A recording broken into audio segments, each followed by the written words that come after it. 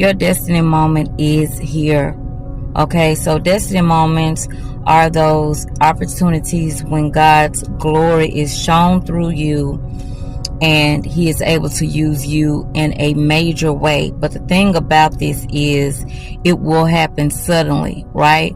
And when we hear about suddenly, y'all, we get all excited, but this literally means that your life can change overnight. It can change from one way of being to another way overnight. And I'm talking about a change that disrupts your norms, disrupts your comfort, and disrupts the trajectory of where you thought your life was going. Okay, all right. And it may feel like an ordinary day, but your entire life will be shifted suddenly, and it will shift the entire room, atmosphere, or the lives of others who are all a part of this destiny moment as well. All right, we saw that with David and Goliath. When it was a regular day, he was told to take lunch to his brothers, but he ended up fighting and defeating Goliath.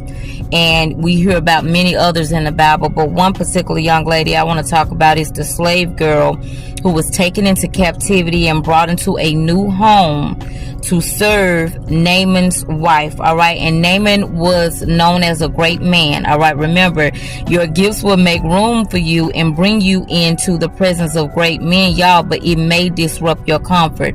All right, it may catch you off guard. It may happen suddenly when the Lord puts a demand on what he has cultivated on the inside of you. And so was the case with this young lady. All right, but her being the light in Naaman's household, even though she was brought in there against her will as a captive, she changed the entire trajectory of Naaman's household. All right, and so the slave girl in 2 Kings 5, all right, she saw that he was a great man, but he was hiding the fact that he had leprosy. All right, and so some of these great men or women that you're being brought in the presence of, that your gifts have brought you in the presence of, they may look great, they may be great, but they may be broken and hiding it very well. All right, and so was the case with Naaman. He had learned how to hide it. Maybe he was hiding behind religion, right? Maybe he was hiding behind his titles, his talents, his job, his smile, his appearance, his wealth. All right,